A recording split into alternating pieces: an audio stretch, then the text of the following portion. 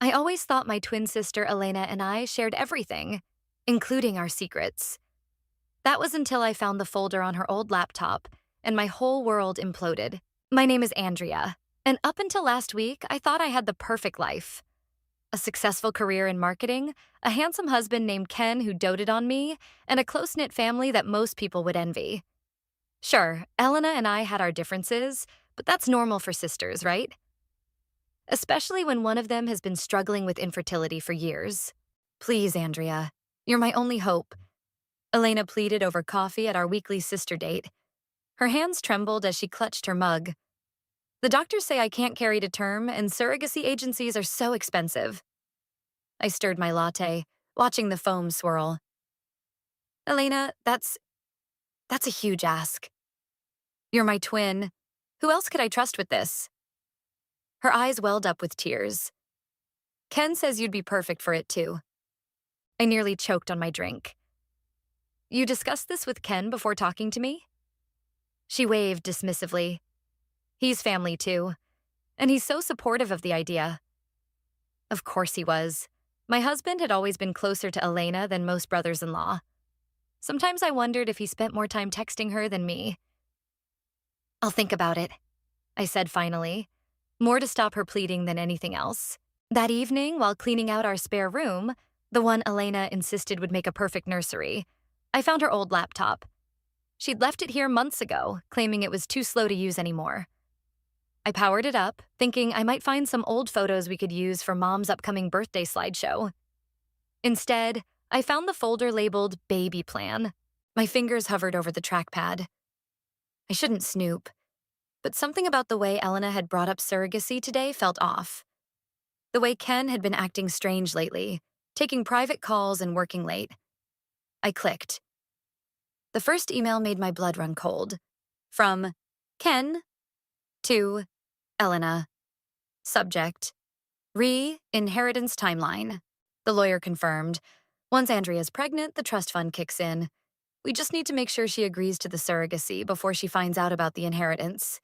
If she knows about the money first, she might get suspicious. My hands shook as I scrolled through months of correspondence between my husband and sister. Plans, schemes, ways to manipulate me into carrying Elena's baby.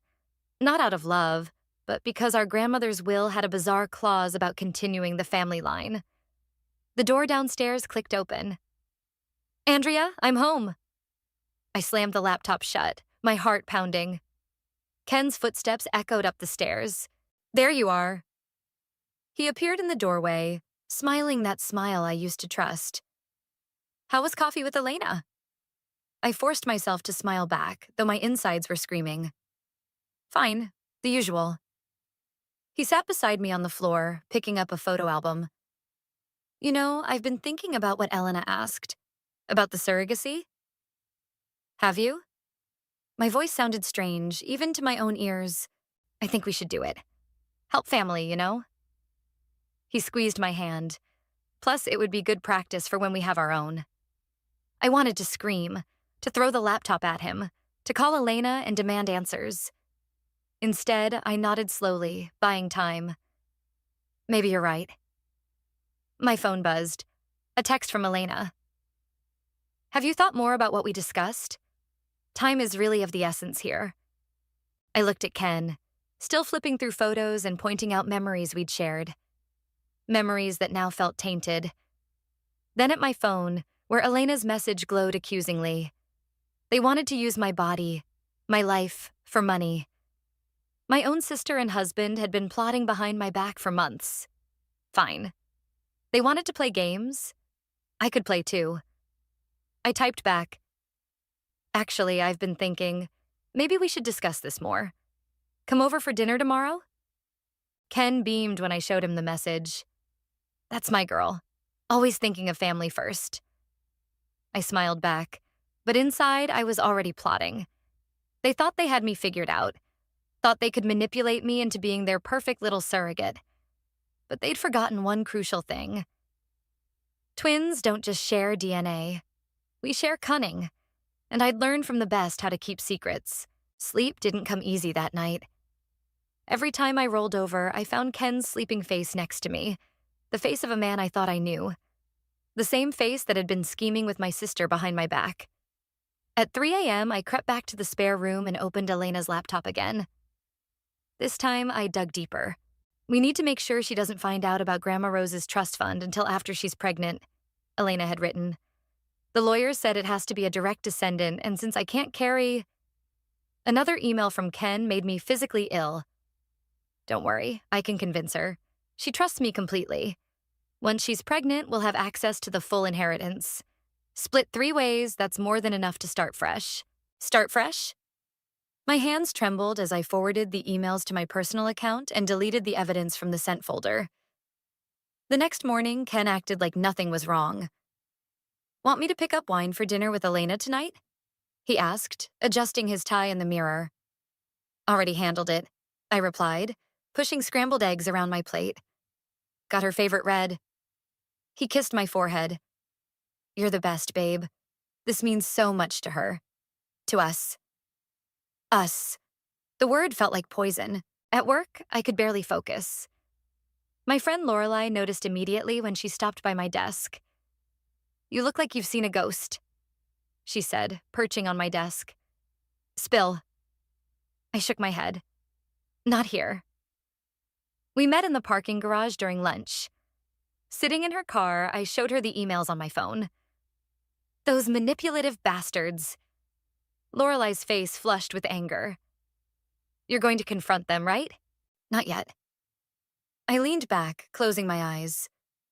I need to know everything first. How much money we're talking about, what else they've planned. Girl, you're scaring me with how calm you are. Trust me, I'm screaming inside. My phone buzzed. Elena, can't wait for dinner.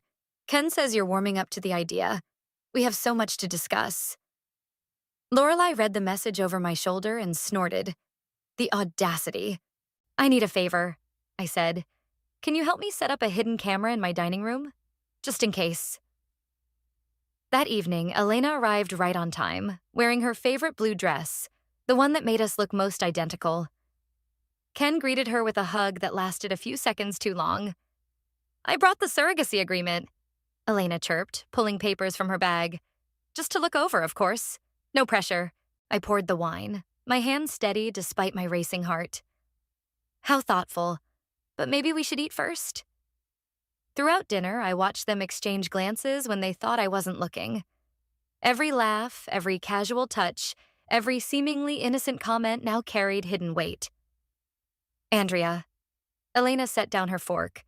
I know this is a huge decision, but think about how amazing it would be, carrying your niece or nephew.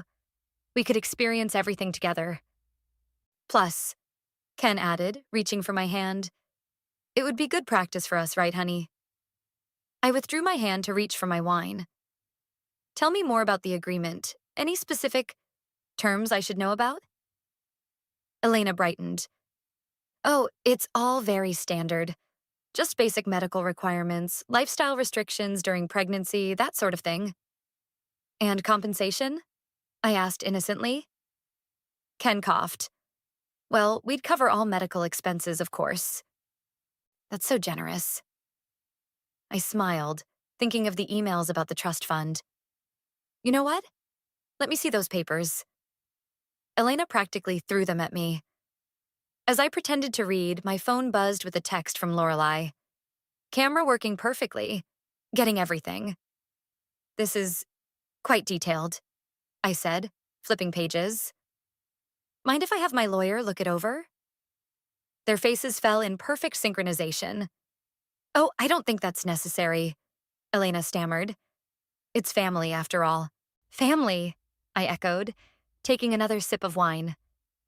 Speaking of which, I was thinking about Grandma Rose the other day.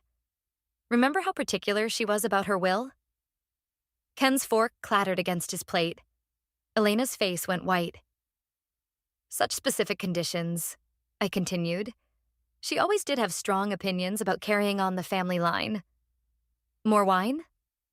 Ken jumped up, his chair scraping loudly against the floor. I watched them squirm, feeling a cold satisfaction. They had no idea I knew. No idea that every word, every nervous glance was being recorded. Let them think they were winning. Let them think I was falling for their plan. Because the best revenge, like the best lies, takes patience. And I was just getting started. The next morning, I drove to Aunt Elisa's house on the outskirts of town. If anyone could help me navigate this mess without raising suspicions, it would be her. She'd always been the family's voice of reason, and more importantly, she'd been the executor of Grandma Rose's will. I found her tending to her roses, her silver hair gleaming in the morning sun. Andrea. She pulled off her gardening gloves. What brings you here so early? Everything okay? Just needed some aunt wisdom, I said, following her inside. Her kitchen smelled like fresh coffee and cinnamon rolls. Some things never changed. Is this about Elena's surrogacy request? Aunt Elisa asked, pouring 2 cups of coffee. She called me last week, practically bouncing off the walls about it. I gripped my mug tightly. Did she mention anything else? About Grandma Rose's inheritance, maybe? Aunt Elisa's hand paused mid-reach for the sugar. No. Why? Just curious about the will. Elena mentioned something about family lineage requirements. She sat down slowly, studying my face. The trust fund doesn't get released until there's a new generation. Your grandmother was very specific about that. She paused. But Elena knows she doesn't have to rush this. The money will be there whenever. When was the last time you actually read the will? I interrupted. About 6 months ago when Elena started asking questions. Aunt Elisa's eyes narrowed. Andrea, what's really going on? I pulled out my phone and played the recording from last night's dinner. With each word, Aunt Elisa's expression darkened. Those sneaky little... She cut herself off. Have you confronted them? Not yet. I need to understand exactly what I'm dealing with first. She stood abruptly. Wait here. She returned with a thick folder. The complete will and trust documents. I should have shown you this months ago, but Elena insisted she'd handle it. As we pored over the papers, my suspicions were confirmed. The trust fund would only be released once a new generation was born. But nowhere did it specify which sister had to be the mother. They're trying to rush you into this before you discover you have equal claim to the inheritance, Aunt Elisa said, her voice tight with anger. Oh, that girl. Your grandmother would be heartbroken. My phone buzzed. Another text from Ken. Have you looked over those papers yet? Elena's really hoping we can start the process soon. I need a lawyer, I said. Someone discreet. I know just the person. Aunt Elisa reached for her phone. Davis Ray. He's handled family matters for years. I'll call him now. While she made the call, I scrolled through more messages. Elena had sent photos of baby clothes. Ken had texted about scheduling a doctor's appointment. Each message felt like another twist of the knife. Davis arrived within the hour, his briefcase tucked under his arm. He listened without comment as I explained the situation, occasionally making notes. Well, he said finally, you have options. The most important thing is documenting everything.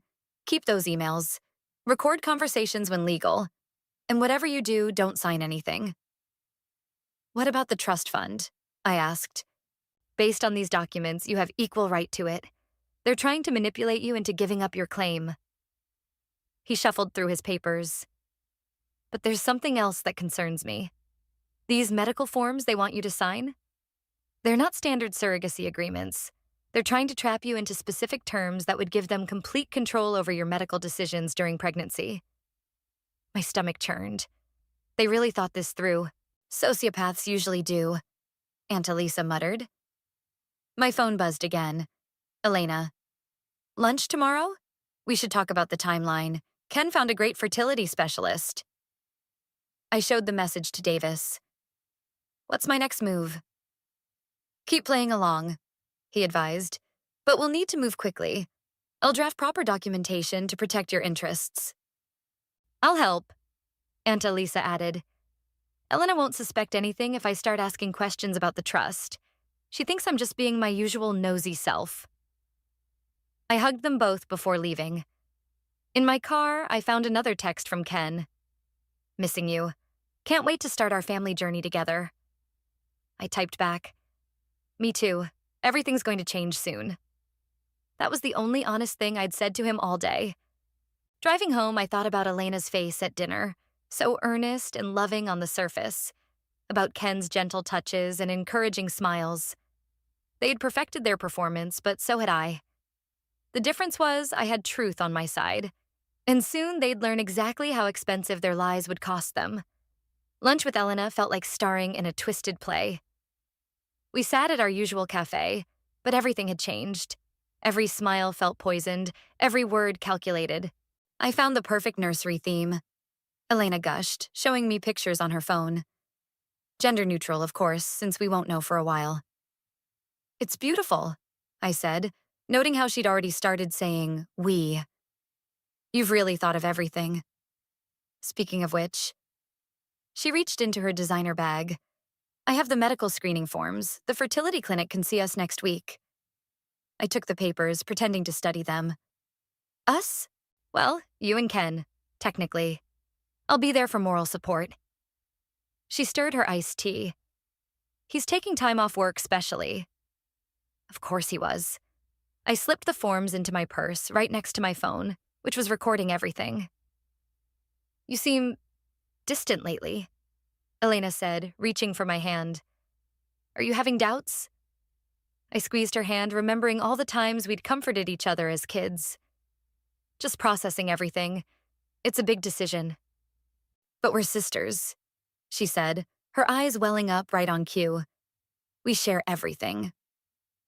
More than you know, I thought. That evening, Ken brought home takeout from my favorite restaurant. As we ate, I noticed him checking his phone constantly. "Everything okay?" I asked. "Just work stuff." He smiled, but it didn't reach his eyes. "Hey, about those medical forms." "Already filled them out." I lied smoothly. "Elena's right. We shouldn't waste time." His relief was palpable. "That's great, honey. I knew you'd come around." Later, while he showered, I heard his phone buzz. The message preview showed Elena's name. "She's filling out the forms. Dad's lawyer called about the trust fund. We need to move fast." I snapped a quick photo of the message with my own phone before it disappeared. The next day, Elena invited us both over for dinner. Her apartment was filled with baby magazines and nursery swatches. She'd even set up a corner with a rocking chair. "I thought we could start planning the gender reveal party," she announced over pasta. "Something intimate, just family." "Isn't that a bit premature?" I asked. "I haven't even started the medical procedures yet." Ken cleared his throat. "Actually, I scheduled your first appointment for Monday." I froze, fork halfway to my mouth. "Without asking me?" "I knew you'd be busy with work," he said quickly. "Wanted to help out." "That's so thoughtful." Elena beamed at him. "See how perfect this is, Andrea? We're all working together." I excused myself to use the bathroom, pressing record on my phone before leaving it hidden behind a plant. When I returned, they were speaking in hushed tones. "Running out of time," Elena was saying. "Dad's lawyer is asking questions." They stopped abruptly when I appeared. Ken pulled out his phone. "Look at these baby announcement ideas I found." That night, I lay awake listening to the recording. Elena: "She's getting suspicious. Did you see her face when you mentioned the appointment?" Ken: "Just stick to the plan. Once she's pregnant, it won't matter." Elena: "The trust fund expires if we don't have a baby by next year. We need her to sign those papers now." Ken: "Trust me, I know how to handle my wife." I slipped out of bed and called Lorelai. "I need somewhere to stay," I whispered. "Not yet, but soon." "My guest room is yours," she replied without hesitation. "What's the timeline?" "They scheduled medical procedures for Monday, without asking me." "Those controlling bastards." She paused. "What did Davis say?" "To keep playing along until we have everything documented. But Lorelai, I don't know how much longer I can pretend." "Just a little longer," she assured me. "Let them think they're winning." The next morning, Ken was extra attentive, making breakfast and coffee. "Excited about Monday?" he asked, sliding a plate of pancakes toward me. I forced a smile. "Can't wait. That's my girl." He kissed my cheek. "Elena's right. You're going to be an amazing surrogate. I watched him leave for work, then called Aunt Elisa. The lawyer's meeting us at 3, she said. Bring everything you've got. I touched my phone, heavy with recordings and screenshots. Oh, I've got plenty. They thought they had me cornered, but they'd forgotten something crucial. The most dangerous opponent is the one who knows all your secrets. And I knew every single one of theirs. Davis's office felt like a war room as we spread out the evidence across his mahogany desk. Emails, recordings, photos, and legal documents created a paper trail of betrayal.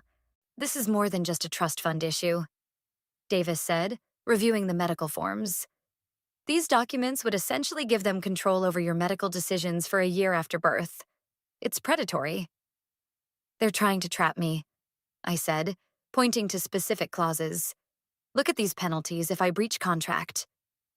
Aunt Elisa picked up another document. The trust fund deadline explains their rush. But Andrea, there's something else you should see. She pulled out an old envelope. I found this in Grandma Rose's personal effects. It's a letter she wrote to you and Elena to be opened when the trust fund activated. My hands shook as I read. My dearest granddaughters, this trust isn't about money, it's about family. Support each other, love each other. Don't let greed poison what matters most. Well, Elena certainly missed that message, Aunt Elisa said dryly. Davis cleared his throat. We have enough to file for divorce and contest any claim they make on the trust fund, but timing is crucial. A knock interrupted us. His secretary poked her head in. Mr. Ray, Elena is here for her appointment. My heart stopped. What? Don't worry, Davis said quickly. I had a feeling she might try to seek legal counsel. My colleague is meeting with her, in a different building. She has no idea you're here. She's probably trying to fast-track the surrogacy agreement. Aunt Elisa mused. My phone buzzed. Ken. Don't forget, doctor's appointment Monday. Elena's so excited. We need to move faster, I said. They've already scheduled medical procedures. Davis nodded. I can have the divorce papers ready by Friday. But Andrea, once we file, everything changes. Are you prepared? I've already packed a go bag at Lorelei's, I said. But first, I need to confront Ken. Are you sure that's wise? Aunt Elisa asked. I need to see his face when he realizes I know everything. That evening, I found Ken in his home office, typing rapidly on his phone. We need to talk, I said from the doorway. He jumped, quickly putting his phone face down. Hey, honey, just finishing some work emails. Really? Not texting Elena about the trust fund? The color drained from his face. What? I pulled out my phone and played one of the recordings. Him and Elena discussing their plans. Where did you get that? He demanded, standing up. Does it matter? I know everything, Ken. The inheritance scheme, the manipulated medical forms, all of it. He ran his hands through his hair. Andrea, let me explain. Explain what? How you and my sister plan to use my body for money? It's not like that. He stepped toward me. We were going to share everything. The money, the baby. The baby? I laughed bitterly. You mean the one you plan to force me to carry by hiding my own inheritance rights? We did it for the family, he protested. Elena needs this. Elena needs therapy, and you need a lawyer.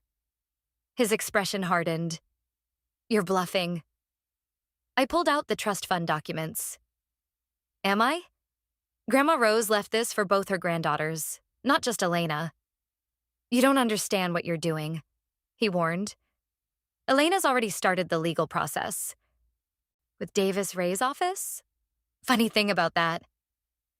Understanding dawned on his face. You've been playing us. Learned from the best, didn't I? He grabbed my arm. You can't do this to us. To Elena. I yanked away. Don't touch me, ever again. Andrea, please. His voice cracked. We can work this out. I love you. Save it for the divorce proceedings. I turned to leave, but his words stopped me. You'll regret this. Elena won't let you... Let me? I faced him one last time. That's your problem, Ken. You and Elena thought you could control me, but you forgot something important. What's that? I smiled coldly. I'm a twin too, and I learned all Elena's tricks growing up. I left him standing there, phone buzzing with what I assumed were frantic messages from my sister. Let them panic. Let them scheme. Monday's doctor appointment was going to have a very different outcome than they planned, because while they were plotting my future, I was planning their downfall. And unlike them, I had truth, justice, and Grandma Rose's real wishes on my side. The weekend before the medical appointment felt like the calm before a storm. Ken barely came home, claiming he was working late. My phone exploded with messages from Elena, each more desperate than the last. Please answer my calls. We need to talk about Monday. Everything's falling apart. I stayed at Lorelei's, watching the chaos unfold from a safe distance. Your sister's outside my house. Ken texted Sunday night. She's hysterical. What did you say to her? I didn't respond. Instead, I focused on tomorrow's plan with Davis and Aunt Elisa. Monday morning arrived with a bang. Literally.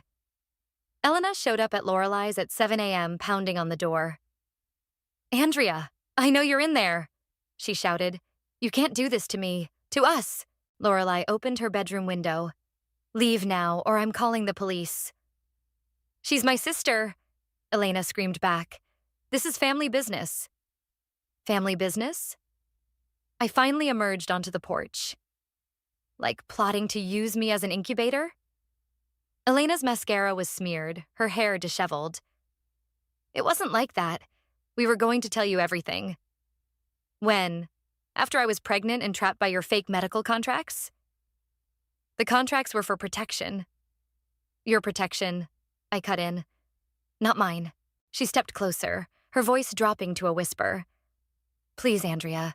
You're my only hope for a baby. The trust fund expires.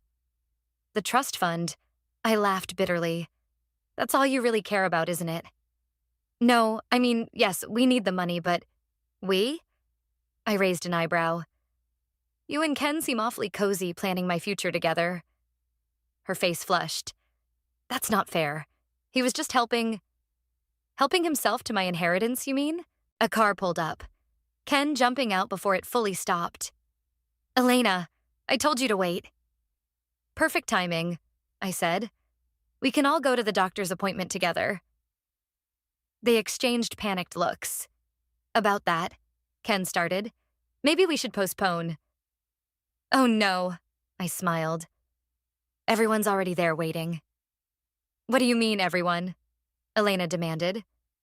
You'll see. The fertility clinic's waiting room was packed when we arrived. Aunt Elisa sat with Davis and his legal team. 2 police officers stood near the reception desk, and in the corner, our father's lawyer clutched the original trust fund documents. What is this? Elena whispered. This, I announced loudly, is the gender reveal party you wanted. Except we're revealing something else today. Davis stepped forward, handing out copies of a thick document.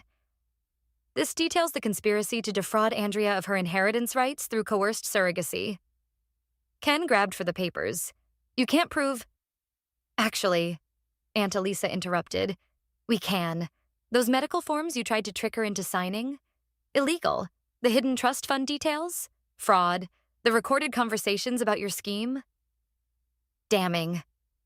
Elena collapsed into a chair. Daddy's lawyer wasn't supposed to be here until next week. Plans change, I said. Just like your baby plans are about to change. The police officers moved closer as Ken started toward me. You're making a huge mistake. The only mistake, I said clearly, was thinking you could manipulate me into giving up my rights, my body, and my future for your greed. Davis cleared his throat. Officers, we'd like to file formal complaints of conspiracy and attempted fraud. Elena burst into tears. Andrea, please, we're sisters. We're sisters, I corrected. Until you decided money was worth more than that. Ken tried one last time. Think about what you're doing to our marriage. I held up my left hand, now ringless. What marriage? The divorce papers were filed Friday. The room erupted in chaos. Elena wailed. Ken argued with the officers. Lawyers exchanged documents. But I stood calm in the center of the storm, watching years of lies unravel. My phone buzzed. A message from Lorelei. "You okay?" I looked at Elena, sobbing in her designer dress, and Ken, gesturing angrily at Davis. "Better than okay," I typed back. "I'm free." Because that's what this was really about. Not money or babies or even revenge. It was about reclaiming my life from people who thought they could write my story for me. And as I watched them face the consequences of their actions, I realized something important. Sometimes the happiest endings come not from getting what you want, but from escaping what you never needed. The aftermath at the fertility clinic spilled into the parking lot, where Elena finally dropped her victim act. "You've ruined everything," she screamed, mascara streaming down her face. "I was supposed to have a baby. The money was supposed to be mine." "Ours," Ken corrected, earning a venomous glare from Elena. "Shut up. This is your fault too. If you'd just convinced her like you promised." I stepped between them. "Convinced me? More like coerced me." "Oh, please." Elena's laugh was hysterical. "You always had it so easy. Perfect career, perfect husband. The husband you were plotting with behind my back?" Ken grabbed my arm. "Andrea, baby, let's talk about this privately." "Remove your hand," Davis warned, "or the officers will do it for you." The police officers moved closer as Ken backed away. "The trust fund deadline is in 3 months. Elena sobbed. "What am I supposed to do now?" "Get a job," I suggested. "Try earning something honestly for once." She lunged at me, but Aunt Elisa stepped between us. "That's enough. Elena, you're acting exactly like your mother did when she tried to contest Rose's will." The parking lot went silent. "What?" Elena and I asked simultaneously. Aunt Elisa's eyes widened. "You didn't know? Your mother tried to claim the entire inheritance for herself, cutting you both out. That's why Rose added the baby clause, to ensure the money would go to the next generation, not your mother's greed." "Mom tried to steal our inheritance?" Elena whispered. "Like mother, like daughter," I said coldly. Ken cleared his throat. "The inheritance doesn't matter. Elena and you what?" I turned to face them both. "Go ahead. Tell everyone what you really had planned." They exchanged panicked looks. "Show them the emails, Andrea," Aunt Elisa urged. I pulled out my phone and read aloud. "Once she's pregnant, we can move forward with our plans. She'll be too focused on the baby to notice."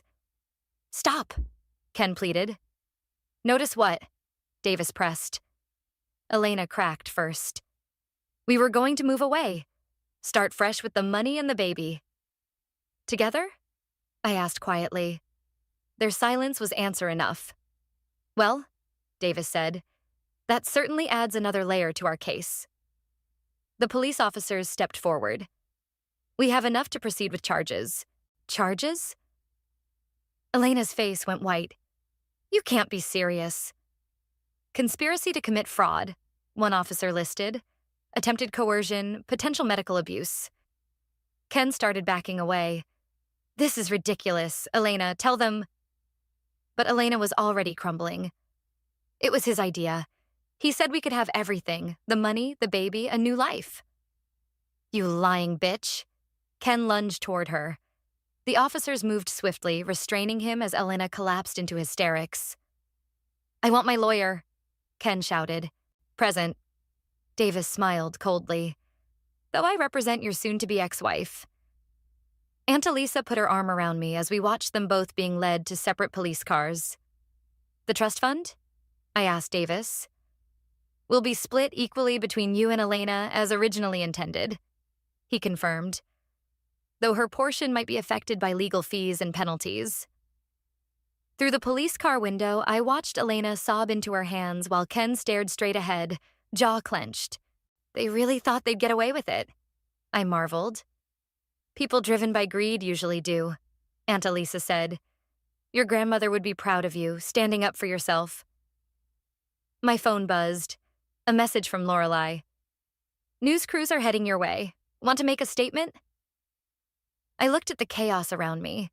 Police cars, crying sister, angry soon-to-be ex, lawyers exchanging cards.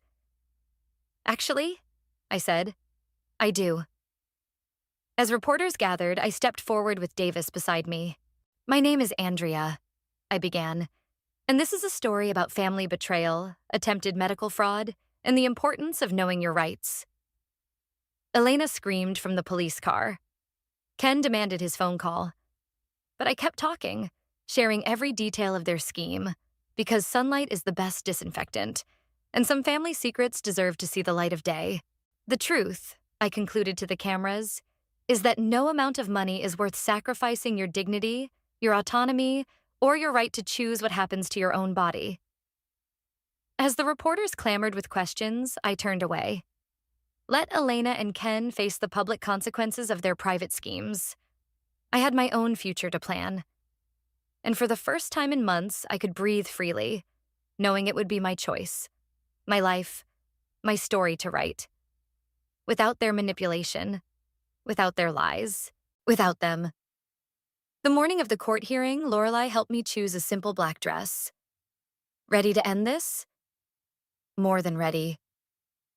The courthouse steps were crowded with reporters. My story had sparked a national conversation about reproductive rights and family coercion. Elena and Ken's mugshots had gone viral. Inside, Elena sat with her lawyer, wearing prison orange that clashed with her pale skin. Ken was kept separate, having turned state's evidence against her in exchange for a lighter sentence. All rise, the bailiff called. As the judge entered, I felt Aunt Elisa squeeze my hand. The proceedings moved quickly. Both Elena and Ken had accepted plea deals. Before I delivered the sentences, the judge said, "Would the victim like to make a statement?" I stood, my prepared speech forgotten as I faced my twin sister. Elena, I began, we shared everything growing up. Same face, same room, same dreams. But somewhere along the way, you decided that sharing wasn't enough. You wanted to take. She wouldn't meet my eyes. You and Ken didn't just try to steal my inheritance or my body. You tried to steal my choice, my future, my trust in family. Ken shifted uncomfortably in his seat. But here's what you actually gave me instead. Strength I didn't know I had. A voice I might never have found. And a new purpose. I turned to the judge. Your Honor, I've used my portion of the trust fund to start the Family First Foundation, helping victims of reproductive coercion and family fraud. Elena's actions showed me how many people need this support. Elena finally looked up, tears streaming down her face. Andrea, Save it. I cut her off. Your tears don't work anymore. The judge nodded appreciatively. Mr. Hernandez, you'll serve 18 months for conspiracy to commit fraud, followed by 5 years probation. Ms. Hopkins, given the premeditated nature of your crimes and the breach of family trust, you'll serve 3 years, with restitution payments to be determined. Elena crumpled. Ken stared at the floor. Outside, reporters swarmed us again. How does it feel to see justice served? What's next for the foundation? Any words for your sister? I faced the cameras. To anyone being pressured by family, being manipulated into giving up their rights, speak up. Get help. You're not alone. Back at Lorelai's house, where I'd been staying, Aunt Elisa poured champagne. A toast, she said, to new beginnings. My phone buzzed, a message from Davis. Trust fund transfer complete. The foundation is officially funded. Another text followed from an unknown number. Saw you on the news. Same thing happened to me. How can I help with the foundation? Then another. Thank you for speaking out. And another. You gave me courage to say no to my family. Lorelai read over my shoulder. Look what you've started. We're going to need a bigger office, Aunt Elisa mused. The doorbell rang. Delivery from my favorite restaurant. The card read, "To the strongest woman I know. Love, Dad." He'd been quietly supportive throughout the ordeal, devastated by Elena's actions, but proud of my response. As we ate, more messages poured in. Women sharing stories, offers to volunteer, requests for help. You know, Lorelei said, Elena thought she was taking everything from you. Instead, Aunt Elisa added, she gave you a gift. Purpose. I picked up Grandma Rose's letter, which I'd kept close these past months. Don't let greed poison what matters most. She was right, I said. What matters most isn't money or babies or even family ties. It's being true to yourself. My phone lit up again. Elena's lawyer. She's asking to see you. Not yet, I typed back. Maybe not ever. Because some bridges aren't meant to be rebuilt. Some betrayals cut too deep. Some endings are really endings, but they can also be beginnings. I opened my laptop, where the Foundation's website waited for launch. Our mission statement glowed on the screen. Empowering individuals to protect their rights, their bodies, and their futures from family coercion. Ready? Lorelei asked, finger hovering over the publish button. I thought about Elena in her cell, Ken facing his consequences, and all the people out there facing similar battles alone. Ready, I said firmly. The website went live as my phone continued buzzing with messages from people needing help, offering support, sharing stories. This wasn't the family I was born into, but maybe it was the family I was meant to build. One truth at a time. One voice at a time. One story at a time. Starting with mine.